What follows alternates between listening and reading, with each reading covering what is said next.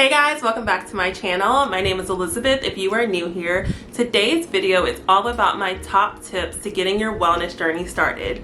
I made a few videos on this channel about weight loss journey and how to lose weight, what I eat in a day, but if I'm being completely honest, my journey has been mostly about wellness. It's nice to see the scale go down and to fit into new clothes and, just to look better in the mirror, but it was really important to me when I started this journey that I felt good mentally and physically. So these are my top tips to get you started if you're starting a wellness journey, and of course if you guys have any additional tips, leave them down below. So my number one tip for getting started is first deciding that you deserve better. You have to decide that you don't like the way you're currently living, it's not working out for you, and it's just not the best life that you could have. So that's what it started with me. I knew that I hated when I woke up in the morning feeling sluggish. I didn't want to wake up. I wanted to stay in bed as long as I could. I had no motivation to work out. When I walked up the steps, I'd be winded. I just felt bad. My body ached. It was like out of alignment. It still is a little out of alignment. We're working on it. But I just overall felt bad. Like absolutely terrible. I know what it was like to be in good health, and now I know what it's like to be in terrible health, and I can tell you that it is very hard to wake up every morning in a body that just aches and does not feel good mentally or physically. So I had to make the decision to say I'm going to change the way that I'm living overall and do a complete 180 so that I can feel better. I definitely believe that making a simple decision can change the whole trajectory of your life. So if you just decide one day that this doesn't work for me, I know I could live a better life, I know I deserve to live a better life, that is the first step in the process, in my opinion, to moving forward and getting to your goals, and also just living an overall well life. My second tip is to know your why, so that when times get hard and you don't feel as motivated as you did when you first started, you can always circle back, know why you began, and start again.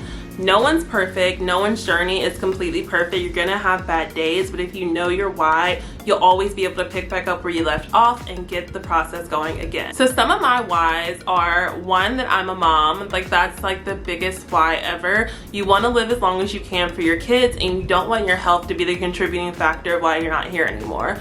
I want to be able to run, I want to be able to play, I don't want brain fog, I don't want to feel depressed. I want to wake up every day with like that pep in my step. It's not going to be every day, I know, but most days you want to wake up feeling your best so that you can be there for not only yourself but also your kids. Another why kind of circles back to number one. The quality of my life was so important to me. I knew again that I deserved a better quality of life, and the one that I was living was not the one that I wanted. So I knew that was one of my whys. Like, you have to improve the quality of your life. This isn't working for you, so you have to change it. Another one for me was to reduce stress. Stress is one of those hard things that it's like, we have to work, we have to have a career, we have to take care of kids, we have to do, there's so many things that we have to do or we get to do. But if you can reduce stress as much as possible, it is so important to your overall well-being. So for me, one of my whys was that I'm doing this to reduce stress. I know by, exercising and eating right, it's going to naturally make me feel better, which is also going to reduce some of the stress on my joints and on my body and just in my brain. The food that you eat helps your mental health tremendously. So I knew that that was one of my biggest whys. Like, I just wanted to feel better emotionally, and I wanted my hormones to be more balanced. So when that time of the month came around, I didn't feel like I was getting hit with a bag of rocks. Another why could be your career. You may want to level up in your career. You may want to do more, and you cannot physically do more, you cannot mentally take on more, but if you change your quality of your life, you may be able to. Another why could be like you're just choosing yourself for once.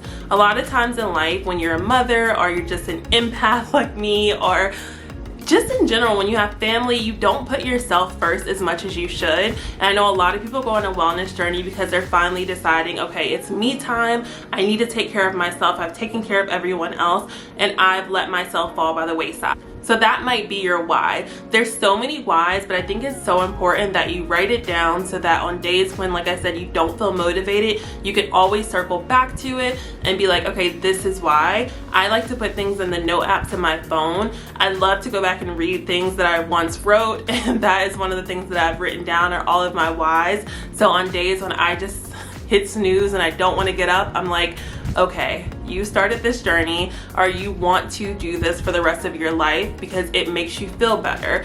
You're gonna look better. It's gonna just overall improve your the chemistry in your brain. It's just gonna make you a better person. So know your why, so that when you do fall off or feel unmotivated, you can always circle back and get back started. My third tip would be to formulate a plan. Now, what is that quote? If you plan to fail, then if you fail to plan, then you plan to fail. That cliche quote is so true though, because if you don't have a plan for your life, or you don't have a plan for your day-to-day journey, what are you doing? I'm not saying every day has to be cookie cutter time blocked out, but I am saying that you have to come up with a plan, because if you don't come up with a plan, then you're literally going to be doing the same thing that you did, and in turn you're going to feel the same way you always have. So some of the plans that I think when it comes to wellness or nutrition that I have implemented is that when I go to the grocery store, for instance, only shop the outsides of the aisles. It is February, and for February I am challenging myself to eat no potato chips. And if you know me, you know I love a good potato chip, okay? But I am not walking down the potato chip aisle. We are a few days in and we are succeeding. I also think it's super important to be realistic with whatever plan you come up with, and I've talked about this in another video. So me being realistic with my plan is I'm not waking up at 5 a.m. Kudos to the girls who have their whole 5 to 9 before their 9 to 5. That's not me. I'm not doing it. I've tried, and I feel like I'm literally punishing myself. Do not set yourself up for punishing yourself. Be realistic. For me, my body naturally wakes up at about 7 a.m. It may be earlier if my toddler's up, but currently I am waking up naturally at 7 a.m. and I hit the treadmill immediately. I even built a gym in my house, as you can see behind me. That's realistic for me, because I knew I also wasn't really gonna hop in my car and go to the gym early in the morning, especially in the winter time. So I had to be realistic with myself, because in the past I was like, okay, I'm gonna wake up at 5, the crack of dawn. I'm gonna have my water jug, my workout clothes on. I'm gonna drive to the gym, and I'm going to do this. That wasn't realistic for me. It didn't work out, and I failed over and over because it wasn't the right plan for me. So you have to be realistic with yourself. Another thing I would say for me is that I'm not doing HIIT. High intensity workouts are just not my thing anymore. In the past, I do boot camps and running and jumping. That's just not me anymore. I love a good low intensity workout, a good incline walk, and Pilates after. I just love things that bring calm into my life and just give me a peace of mind, and HIIT didn't do that for me. It felt like, again, I was punishing myself. So you have to be realistic with yourself and find workouts that really work for you, and something that you're gonna actually stick to over a period of time that you can make, of course, a lifestyle in your wellness journey. I also think it's important to formulate a plan for your weekends. Weekends are usually where people tend to fall off. Usually on Saturday or Sundays, you go to brunch, you have bottomless mimosas, you eat everything, you drink everything, and that's just how the weekend goes. It is important to find people who are on the same wavelength as you, or just go at it alone. I personally am someone who loves to go to a farmer's market on Saturday. I love to go to Whole Foods, Earth Fare. I love to just do things like that and discover new health and wellness products. I have a friend who also is into wellness and fitness, and we literally will go do yoga, Pilates. We'll find things that are just around in that realm that we like, and we'll do that together. If you're lucky enough, you can find someone like that, or you can just go at it alone because you're on a journey, and really, in reality, this is a personal journey, so you should be okay with going at it alone, but don't be persuaded to do things that don't align with your journey or don't align with your plan. A big part of my plan was to reduce as much stress as possible. So if it's people that need to be removed, if it's work that needs to be kind of moved around, or your career, you have to figure out how you're going to lower your stress, because even if you're eating the right things, moving your body every day, if you are stressed out, it's gonna kind of cancel each other out. So you have to find ways to reduce as much stress as possible. I know we live in a capitalistic society, so we do have to work and take care of our kids and do all of these things, but you have to find a way to reduce stress, whether that's through meditation, through yoga, whatever it may be. Reduce as much stress as possible and use movement as a medicine. It is very, very powerful for your brain, just to even go for a walk to clear your mind. My fourth tip would be to stay consistent. I personally strive for consistency over perfection. I am never going to be perfect. I do not strive for perfection. None of us are perfect human beings. So you're going to have bad days. You're gonna have days where you don't feel like doing anything. You don't feel like drinking your golden latte. You don't feel like making oatmeal. You don't feel like walking or lifting. Whatever your movement is, you don't feel like doing it. But if you could just be consistent and do something that day to move your body, or promise yourself that you're gonna do something tomorrow, or you're not gonna just completely fall off the bandwagon, that is so much better than being perfect. If I have a bad day, what I tend to do is or let's say I just don't wake up in the mood to walk on incline. Who wants to walk on 12 incline every morning? Not me. I'm huffing and puffing. So if I don't feel like walking on incline that morning, I'll just get on and I'll walk, whether that's at 3 speed, 3.5, 2.5. I do whatever I feel, but I know at the end of it, I'm going to feel better. And usually during the middle of the workout, I'll end up where I'm supposed to be anyway, on incline. But just to get myself onto the treadmill, I'll be like, I'm only gonna walk today. I'm not doing anything intense. This is me in my head, I'm not doing anything intense. I'm not going overboard. I'm just walking today, with a little attitude, but I'm gonna get on because that's part of me being consistent. I'm gonna move. I'm gonna move my body today because I promised myself I was gonna move my body. Eventually, once I'm on there and I get warmed up, I'm looking at TikToks, I have the TV on with a YouTube video. I'm usually doing what I usually would do anyway, but it was just a little slower start.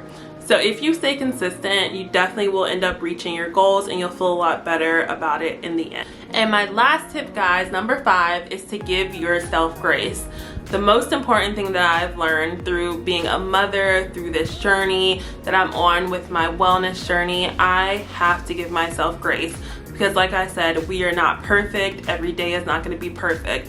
You have to understand that you are going to mess up. You are going to consume something that you didn't want to consume. It could be, for me, dairy, gluten, whatever. Maybe you went out and had too many drinks. It could be so many things, but you have to give yourself grace, which also goes back to consistency. As long as you get up and try again and do it again, it's better than being perfect. Just keep going and you'll be fine. You'll get there eventually. Give yourself grace. Be very kind to yourself. The way that you talk to yourself is so important. I stress this all the time, that your inner voice, your inner monologue is more important than anything. So be kind to yourself and don't beat yourself up. You're still alive. You're still living. You're doing something right. You're gonna be fine.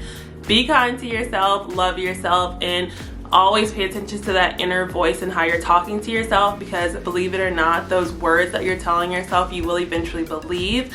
And what you're telling yourself really alters the life that you're going to be living. So be kind to yourself in your mind, and also give yourself grace.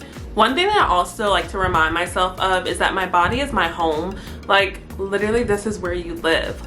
This is the only home you get. This body has carried you through X amount of years of your life, and you should treat it well. If you start thinking about it that way, I think that really altered my brain chemistry as well. Instead of beating yourself up about the way it may look, or you're not at your goal yet, instead be grateful for the fact that it's carried you through your whole life. Be grateful for the fact that you can get up every day, you can walk, you can talk, you can do all of these things. Your body is amazing and it is literally your home, so treat it as such, and I think that will also change your perspective on your wellness journey as well. So guys, those are all of my tips to get started on your health and wellness journey. Again, if you guys have any great tips, leave them down below. I hope you guys enjoyed this video, and I will see you in the next one.